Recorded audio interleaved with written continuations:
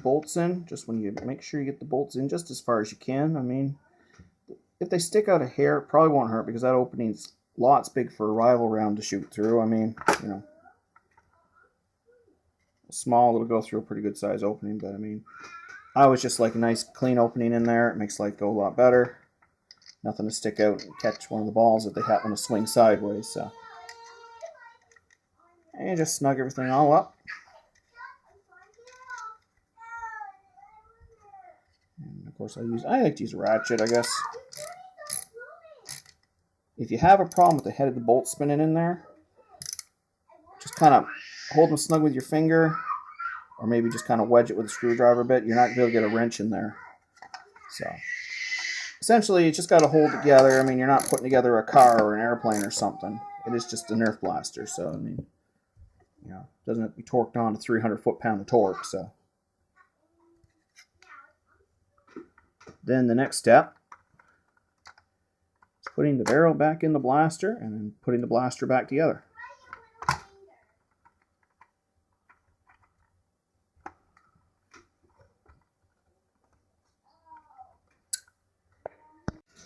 And so after you get everything all bolted together and you get the barrel all on, it's actually starting to take a bit of shape now. So the next step is going to be taking the slider with the bracket and putting that on the barrel. That's the next step. Get this camera stand to cooperate. This will go a little bit smoother.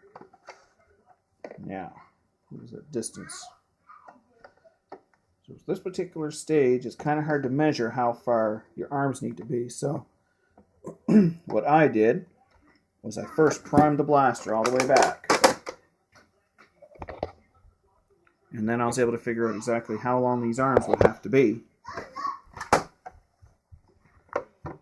So what I used for the arms was I took a couple of these 16-inch shelf brackets. Now these I also bought at my local hardware store. They're around $5 each, I think, or $4.50.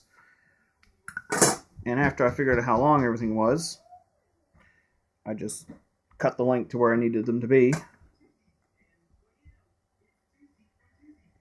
And you see it up compared to the original right there. With 16 inches, you got a lot of play. So if you want a super longer barrel, you go really long. But I tried 12-inch ones originally, but they were way too short.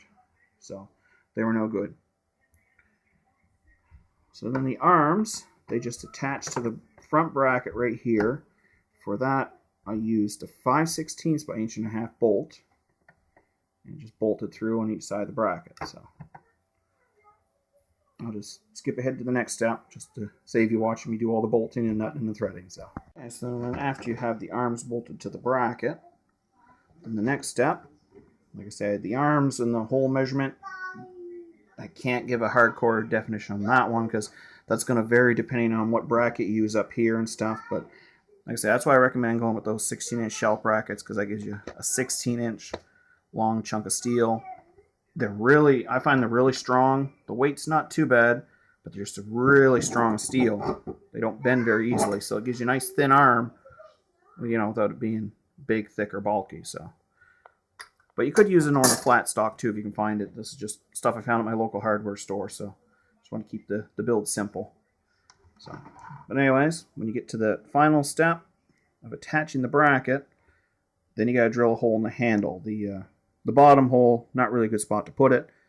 That was just one of my first attempts at doing it, and it didn't work there. So, you end up going with those top holes. That allows the arms to clear everything nicely when it's bolted together, and it doesn't just goes over the tactical rail there. Gives it pretty much a straightforward push. And for that bolt, I used a 1/4 inch by 1.25 inches. I mean, I just kind of double nutted it just to clean up some of the space on the end of the nut because it is a little long for it. So I'll just skip ahead until after that's on. So then, to get everything all bolted together, this is approximately what it should look like anyways.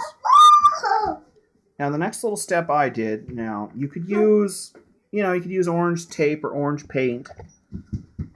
It because obviously, you know, North America safety rules, but I grabbed one of these, what they called an orange test cap.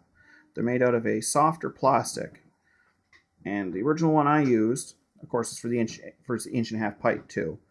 And I just basically slid this one over the barrel and just used a sharp utility knife and just roughly cut that out. I wish I had it something a little bit smoother. Like I say, a Dremel, the nice side bit would have just burned it up so nice, but I just didn't have one at the time. So and these test caps, they're just a friction fit, a pressure fit. You just push them on, and they are designed to go on snug. So, and just like that, you have your orange safety barrel. And that is all the parts and components of the custom pump action kit. If there's any other questions about steps I did or anything, just feel free to comment to me in the video. I will put a parts list of each part I used. I'll put a parts list for that in the description. And I believe that's everything about it. I am going to work on a stock for this in the future, just something, I don't know, a little tapered end, just a little awkward, so I am going to try to do a little project for that in the future, just something to grip the shoulder a little bit while using it. Other than that too, I do have a version 2 I'll be working on. I'll be using that pipe for it there and that slider. But I'm going to try to make a version 2 that's going to be lighter, a little bit lighter. It's going to eliminate that top bracket, so that'll be coming in a future video. Anyways, I do hope you've enjoyed this. This is Bolt Tactical saying Nerf out, Nerf on, and peace out.